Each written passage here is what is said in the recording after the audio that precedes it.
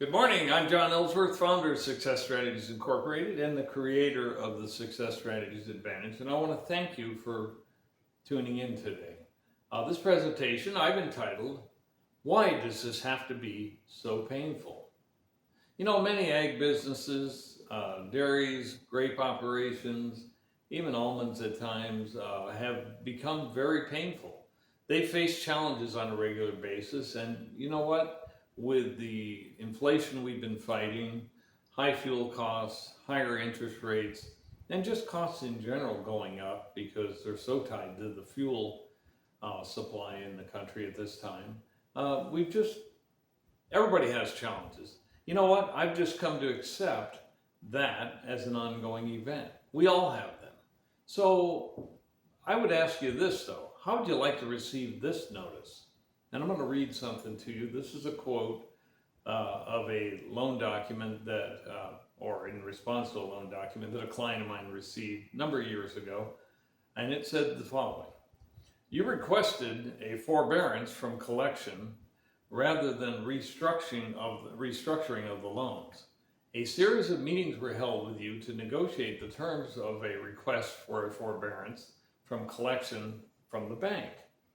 Based upon negotiations, which culminated with our meeting on December 20th, your forbearance plan was now clarified and is now subject to approval. This letter hereby outlines the terms under which this forbearance is approved.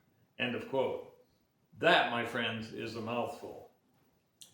And were the terms onerous? Absolutely. They were devastating to this business. They would have been devastating. Emphasis on would have been. Number two, frankly, I'd rather have a root canal than live up to the terms of this agreement that was proposed by the bank. Number three, it required me to write a 3-page email basically explaining why their plan proposed by the bank was so unworkable. Number four, why would anyone in their right mind sell the very assets that are needed to repay the loans? Because frankly, my final point in this was this. The client knew they owed the money. No one was disputing that, but we needed a plan that would be workable to get them caught up and get them back on track. So naturally, the next obvious question is, what did we do? Number one, this was a dairy operation, and we did not sell the mature herd as the bank had proposed, because frankly, it was Captain Obvious type of stuff, in my opinion. We needed the mature herd to be producing milk that we were selling. There was a good market for it and prices were coming up. We needed it to, number one, stay current, and number two, to catch up the old accounts payable, which we were able to do. Number two, the bank had suggested selling all the young animals in the herd. That's great if you're going out of business next week. But we opted to keep them because the market for young animals, for heifers, was weak at that time. And frankly, we needed them to maintain the herd in its top conditions so we could, as I said in number one, stay current and repay old accounts payable. Number three, you should sell all the real estate. No, that is not going to happen because it just didn't make sense. Where were we going to put the herd? Were we going to lease it back, in which we'd be paying just as much as we were paying for the real estate payment? Made no sense whatsoever. We did, however, at my suggestion, sell several non-essential parcels.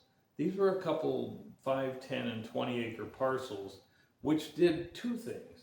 First of all, they made great home sites for people in that market, and that market was very hot at that time. We also were able to lease back most of that acreage, which did two things. Number one, it allowed us to maintain the feed production program for this dairy operation, which was a plus for the dairyman.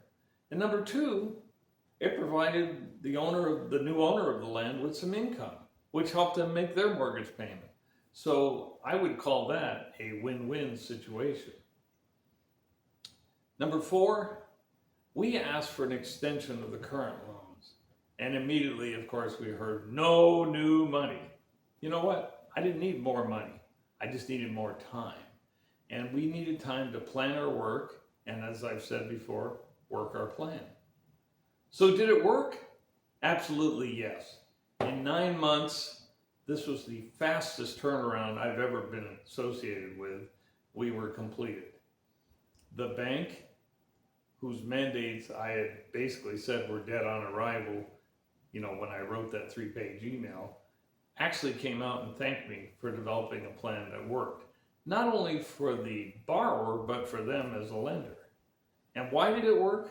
I will say there were 3 things, 3 key elements. Number 1, cooperation. Number 2, focus.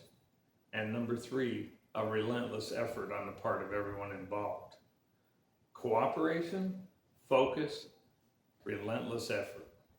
And as Winston Churchill said, and I'll wrap up with this, Winston Churchill said, and I quote, "There ought to be ways of reforming a business other than merely putting more money into it." End of quote. This was a great success story I wanted to share with you today, and it doesn't have to be so painful. I want to thank you for listening. I'm John Ellsworth, founder of Success Strategies Incorporated and the creator of the Success Strategies Advantage. Thank you very much.